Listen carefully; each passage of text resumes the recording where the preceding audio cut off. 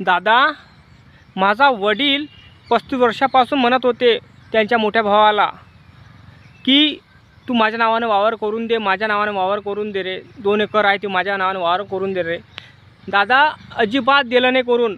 असं म्हटलं ते वेगळा की तुझ्या नावानं दिलीप वावर दिलं रे करून, पण दिलं नाही दादा करून. जेव्हा माझे वडील सातबारा मागायला गेले पटवाराच्या घरी, तर पटवारी म्हणत होता की तुमच्या नावानं अजून शेत व्हायचं आहे, ते तुमच्या मोठ्या भावाच्याच नावानं शेत आहे.